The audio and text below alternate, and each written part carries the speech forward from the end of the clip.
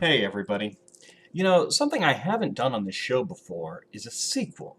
Now, I know I did Superman 3, but I mean doing a review of a sequel to a previous review. And so, with that in mind, let's talk a little bit about sequels. And I want to make sure that we're very clear here. I am talking about a sequel to a movie as opposed to part of a series. For example, the second Harry Potter movie is not really a sequel. It's not Harry Potter 2. It's a continuation of the same story. Harry Potter 1 did not come out and did so well that the writers scrambled and realized we got to make a sequel. It was intended as part of a series. A sequel, on the other hand, is not usually something that's planned for. I mean, it's in the back of the creator's mind, like, okay, maybe we can have a sequel, maybe we'll put in a hook, but it's not a guarantee, especially in film. Uh, what you need to have is your film be a success, to have it resonate it to some degree or another, so much so that it's considered worth the investment to do a second one. And sequels are a tricky business. There are, of course, the few rare examples where people consider the sequel better than the first. I think Godfather 2, Terminator 2, those are the only two that come to the top of my mind right now. What a sequel has to do is take what was good about the original story and expand on it without just retreading it. It's very difficult to do, to take this established story and to build on to it. Some people will, I think Blues Brothers 2000 is possibly the most guilty of this. They'll take what they liked about the original and then just try to do that again. And that doesn't really add anything. A sequel's job is to add more in order for it to be successful. So, let's take a look at how not to do a sequel. This is Decoys 2. Now, in case you did not see my review of Decoys 1, just a very quick wrap-up of that one's plot. It was a college in Canada where sex aliens invaded disguised as identical hot blondes. Their race was dying. I guess all their men had died out, so they came to find like the coldest college they could because their planet is below freezing. And they're trying to reproduce with our males, but sadly the reproductive process usually freezes men to death in the process, and so they didn't have a lot of success. The first movie couldn't decide if they were the good guys or the bad guys. In fact, there were no real good guys or bad guys in the first movie. But when one of his best friends dies, our hero decides to go on a killing spree and kill all of these aliens with the help of a cop that he has some relationship with that was never explained, and the two of them kill all the aliens. The aliens are cold, they're allergic to heat. Yeah, I think that's about it. So, all the aliens were dead, and our hero and his cop lady friend had saved the day. Where could the story go from there? We open with a couple making out in a nice covered car in Canada while California Beach Boy music plays, because that goes really well with the theme of cold and ice in these movies. The opening scene is essentially this couple having sex in a car when a cop walks up, taps on the window, and says, ma'am, just making sure you're not being raped or nothing, right? Alright, cool, you kids go back to fornicating, and he leaves. Cops must be very different in Canada, because in America, the best you can hope for in this circumstance, where you're about to have sex in your car in public and a cop walks up on you, the best situation you can hope for is the cop goes, look, I'm going to be back here in about 10 minutes, and you better not be. That is the best case scenario. Apparently in Canada, they just went, have fun screwing. Maybe I should move to Canada. And the scene ends exactly the way you would expect it to if you'd already seen the first movie. And I gotta admit, I'm already a little confused. I was under the impression that hero and cop lady killed all of the aliens, except for there was that twist ending at the end where it turned out his childhood friend, the female friend who like secretly was not secretly in love with him, turned out to be one of those aliens and attacked him at the very end in the stinger. I think apart from her, he killed all the aliens, right? I guess you couldn't have a sequel without another wave of aliens, though. We're introduced to Professor Jigsaw, who explains his wild theory about how, from an evolutionary standpoint, humanity could be completely wiped out by a genetically superior foe. This is one of those things that only happens in movies, because at no point in my college career did my professor just happen to lecture on something that was going to be hugely relevant to my life in the next week or so. I mean, I attended a lot of college lectures, and none of them were the professor lecturing about how we were going to drink a lot of Sunkist and secretly pine after women who had no interest in us. Jigsaw introduces us to our main character, and it's, hey! That's the hero from the first film! We saw him die! Okay, we didn't see him die, but it was pretty heavily implied. Dude was alien chow. Nobody else had survived the mating process, and he was getting his face mated off when we saw him last. Hero catches sight of one of the alien babes from the first movie, and we actually get flashbacks from the first movie to drive it home and remind audiences, hey, that 2 in the title, that's not just there for decoration. There was a 1. I'm certain that he killed that particular alien that we're seeing, but I'm going to have to give the movie the benefit of the doubt. As I rambled on about in the first review, it's very hard for me to differentiate an army of identical, beautiful, blonde sex aliens when they're all identical. Again, if you wanted me to be able to keep track of individual, identical, beautiful, blonde sex aliens, you needed to make them not identical. You don't get it. Steph and I are just friends, okay? No such thing. A guy and a girl can never just be friends. Alright, a little off topic here, and not necessarily related to the movie, but can I just say, that drives me nuts. That concept right there, okay? Most of my life, the majority of my friends have been female. Right now, my 3 most important friends in my life, 2 of them are female. And I've never slept with them, and I'm never going to sleep with them. And at this point in our friendship, long established as they are, were either one of these 2 very attractive young women to come and offer themselves to me, I would be forced to decline, because their friendship really means the world to me, and one night of passion would destroy that friendship. Girls and guys can be friends. It just requires the guy not to be an idiot. So we learned during one of Hero's therapy sessions that he now believes the events of the first film to be the results of some kind of psychotic break. He believes that there was this bizarre female cult on the college campus that was killing men after having sex with them. What about the lady cop? Your lady cop friend who went with you, saw them transform, killed a couple of them with you. You couldn't ask her, hey, that alien thing that we just went through, that was real, right? No, you can't ask Lady Cop about it because she's not in this movie. She's not referenced in this movie, and as far as this movie is concerned, she never existed in the first place. So not only did they have some bizarre relationship that the first movie never told us about, now she doesn't even exist anymore. But you know what? He had that video footage of the chick turning into an alien, right? He had documented evidence that this really happened. Not referenced. Again, doesn't come up. Nope, it was all just some kind of weird nightmare because, you know, sex-crazed maniacs. Okay. What about your childhood friend? She was friends with you all through childhood, and then, when you finally turned around and decided to have sex with her, because all platonic relationships eventually end in sex, as we know, she turned out to be one of the aliens. Did you want to talk to her and be like, hey, did you impregnate me with alien babies? Was that a thing that happened? No. Again, they mentioned the female friend a couple of times, but he hasn't talked to her since or seen her since. She doesn't show up. There's no reference to what she's doing now. This is easily the stupidest part of this movie, because it was, yes, we're making a sequel, but there's entire sections of the first film we'd like you to forget about, or else this is not going to work. Now, these will help stop the visions. Oh man, don't take those! They'll kill Drop Dead Fred! Oh no, don't do that. No, please, don't do that.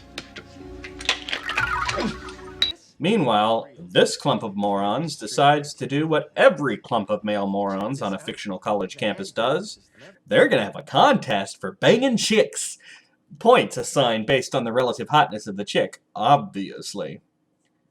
You guys better hope Veronica Mars doesn't find out about this, because she's gonna be pissed. That night, one of the sex aliens is pulled over for speeding, so she decides to get out of the ticket by using her freezing sex powers on the cop. Okay. There goes the last shred of argument that they aren't really evil, and that they just want to have sex to prevent their race from going extinct. At least in this movie, we have a pretty firm idea who our good guys and our bad guys are. I know I complained a lot in the first movie that we didn't know who to root for, because the humans were like nice then psychotic, then nice then psychotic, and the aliens were like, yeah, we're killing people, but we don't want to, but we do, but we don't. And I didn't like that. I mean, it's hard to watch a movie and not know who to root for, who to side with, who to identify with. But the whole hometown boys good, sex aliens bad thing is just boring.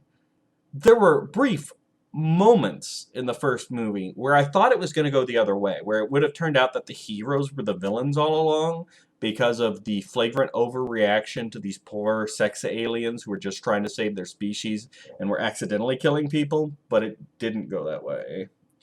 And so now it's just root for the humans, die sex aliens, die.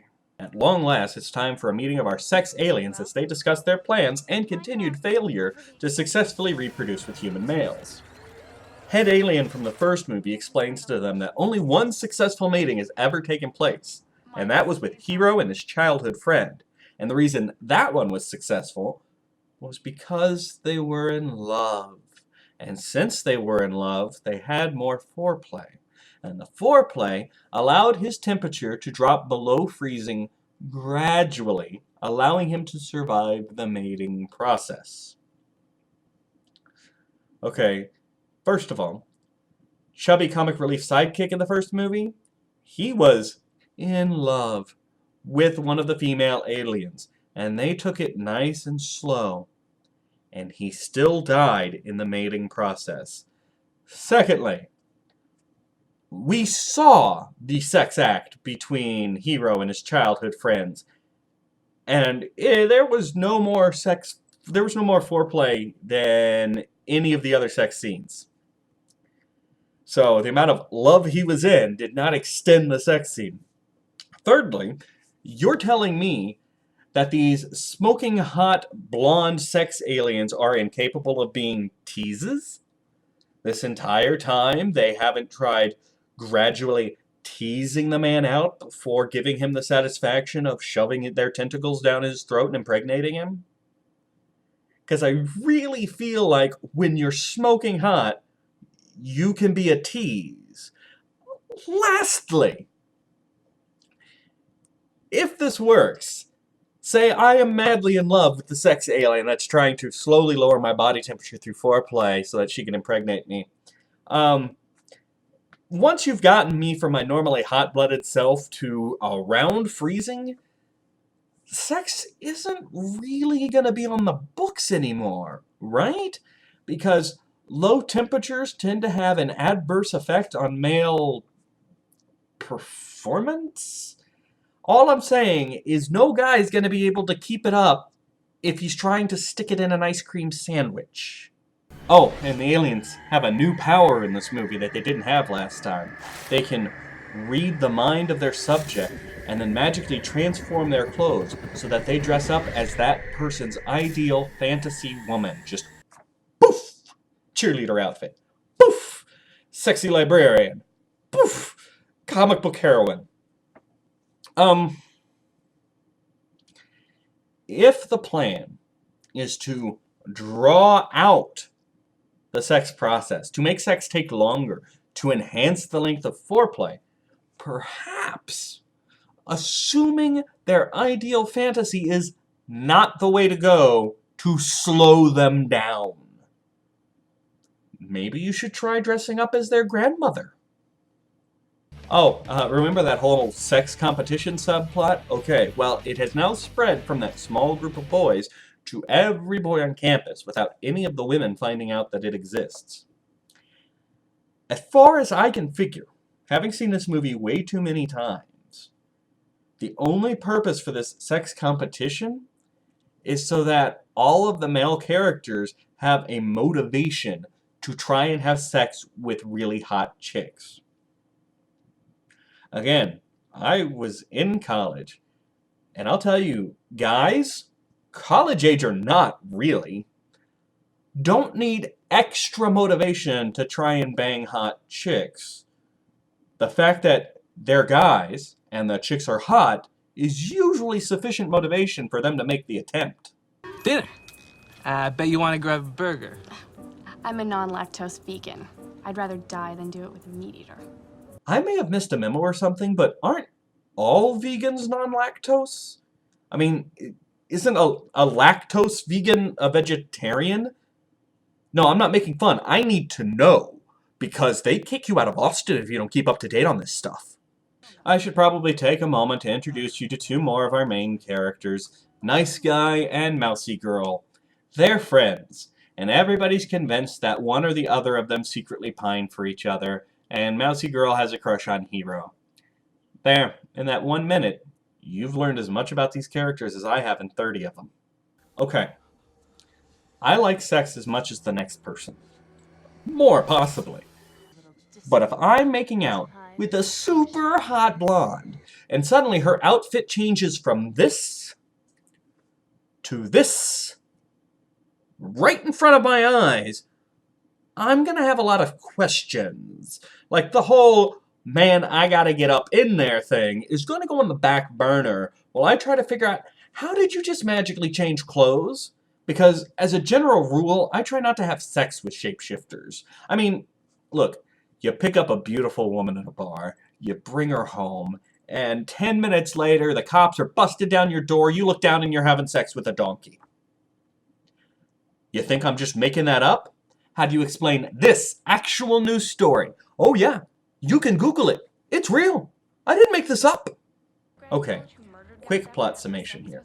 One of Nice Guy's friends goes missing after some fuzzy video of him having sex with one of the sex aliens makes the rounds. Meanwhile, Hero tells Mousy Girl about his theory that these sex aliens are real because he's starting to doubt his own psychotic break theory. And they're allergic to heat, and they're down here to impregnate him. And after hearing all of that, she still seems to have the hots for him. Man, if I started telling women that I was convinced sex aliens walked among us, I'd be as unlucky with women as me, actually. Yeah.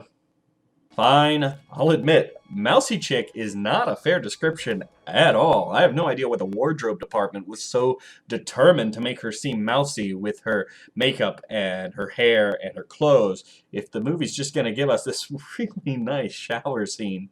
What are you trying to tell me, movie? Hero is now convinced that the sex aliens are real and they're back because of various missing students and student deaths. So the first thing he does is he goes to explain it to his psychologist that the sex aliens have returned, proving once again that he's not the brightest person. There is not a psychologist in the world that when a patient bursts into their office with scraps of paper and hand-drawn maps and goes, "Look, this conclusively proves that the sex aliens are real," would go, "Oh my gosh, you're right, you've convinced me!" So finally, Hero and Nice Guy get to meet up and compare notes about the sex aliens. That means we might actually have a chance this time. Have a chance this time? What the hell are you talking about, man? In the last movie, you and your cop friend obliterated the campus's supply of sex aliens. You killed them all. It's not your fault that there were more out there. What kind of chance are you talking about? You won. If anything, in an ideal world, maybe we'll have the same success again. Hero sees head alien in the hospital and chases her down to spill some hot coffee on her because the heat will make her transform into an alien and expose her for what she is. Except a security guard and Nice Guy kind of subdue him and disarm him and take away the coffee. Nice Guy? You just told him you thought he was right. and that you thought one of your best friends had been abducted by the sex aliens. You also know that throwing hot coffee on somebody isn't lethal, even if she's not a sex alien. And you throw a cup full of coffee on her, what's the worst that's going to happen to you? Right? And then if she is a sex alien, you know, and everybody will know that they're real. And you have so much opportunity to throw a little coffee on her while they're detaining the hero, and instead you just stand there. When in the last 60 seconds did you suddenly just go from sex aliens are real to, dude, this is just crazy. There ain't no thing as sex aliens. 5 minutes later, nice guy decides to break into the psych ward and break out hero. Dude! 5 minutes earlier, you decided it was too big a risk to throw coffee on someone, and now you're breaking somebody out of the psych ward of a hospital. What is going on in your head? Oh, hey, look, if you look them in the eyes, they can read your mind, they know what you're thinking. That's not possible. Okay, they absolutely did not have that power in the first movie, so how could Hero know that they have it now? Seriously, guys, you're making a sequel. That means there's established canon. You can't just make stuff up.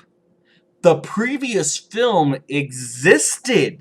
Now it's time for our heroes to start checking for belly buttons, because despite the fact that these reptilian aliens can somehow assume human form and magically change their clothing, they aren't capable of replicating belly buttons. They don't have belly buttons. What? The mousy girl, who really needs a new name, decides to start seducing nice guy, proving once and for all that girls and guys can never be friends, because in any cross-gender platonic relationship, somebody always wants to have sex with the other one.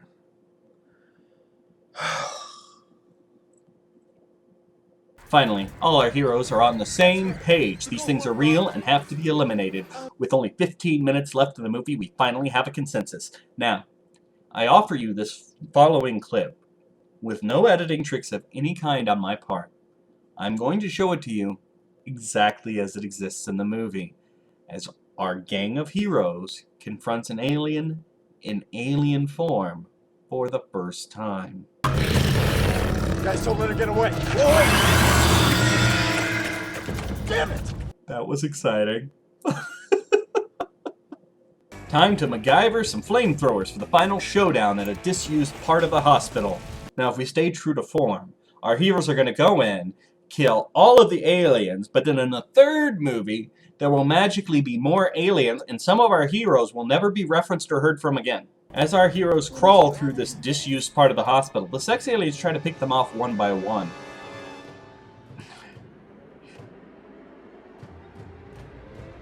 Seriously, how strong is the male libido?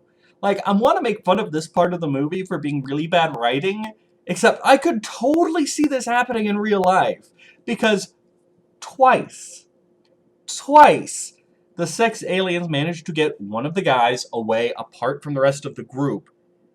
And he finds himself unable to resist. Like, I know she's a killer sex alien, but she is so totally hot. Maybe it's worth it. And then other members of the group come in and save them. It happens twice. And again, I can see idiots doing that in real life. This is it. The final showdown between head alien and hero. And just as things get heated up, Hero's psychologist walks in. And how does this woman react to finding out that her psych patient was actually right about the existence of killer sex aliens? Let's find out. Oh my god, they're real.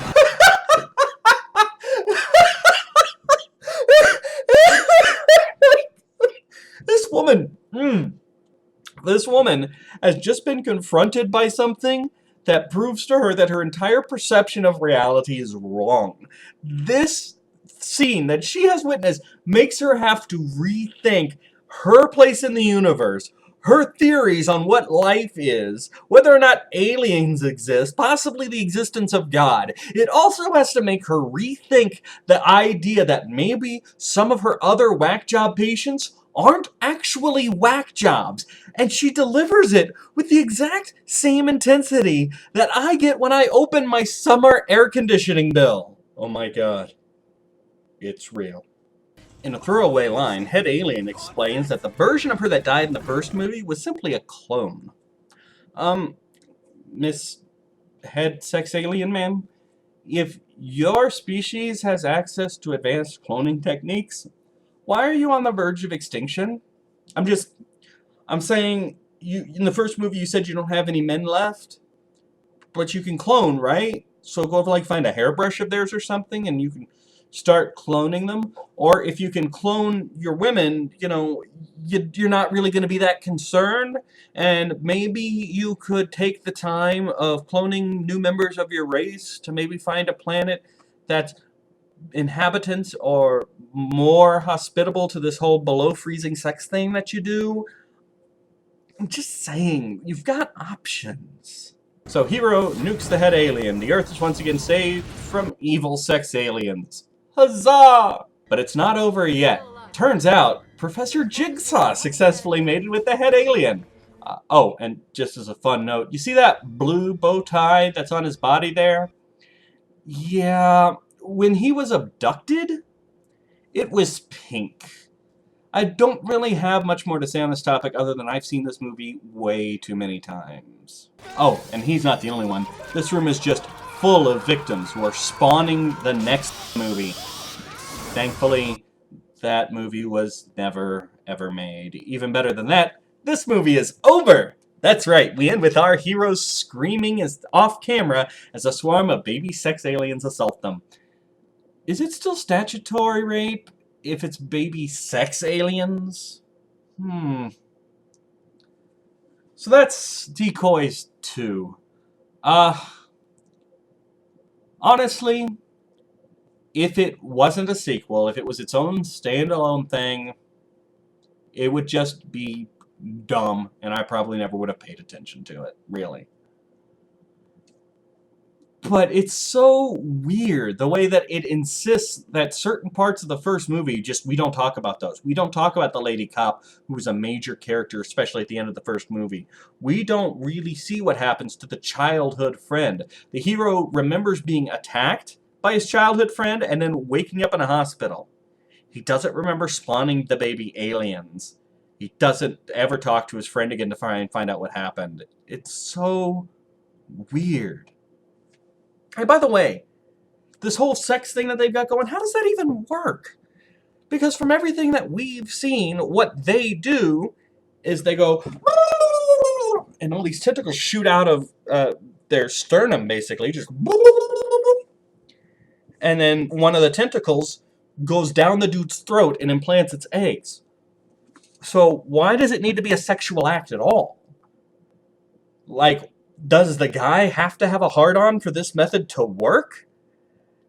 Because what's going on with his genitals doesn't seem to have anything to do with the... Right? I mean, wouldn't it just be easiest to kidnap some guys, chain them up in a basement, and then slowly, you know, work your magic on them? Because I gotta tell you, if I'm making out with this chick, and then all of a sudden she goes all on me, I'm going to get a pretty big burst of adrenaline that's going to raise my body temperature back from wherever you've managed to lower it from. So really, chaining them up and slowly torturing them before you them really seems to be the best option. Just saying. Ugh. It's so hard to do a good sequel. To take everything about the first one and not just showcase it, but enhance and add to it. You can't make a sequel by going back to the first movie with like a line item veto and just be like, okay, we're going to pretend that didn't exist. We're going to add this power and we'll make sure he knew about it from the first one. That didn't happen. We're not going to talk about that. Because then you're not really making a sequel. You're getting closer to remake territory at that point. Anyway, that's all I've got to say about it. I think we're done with sex aliens for a little while. Now I just got to figure out... These are still not the right movie posters. I wonder where my movie posters went.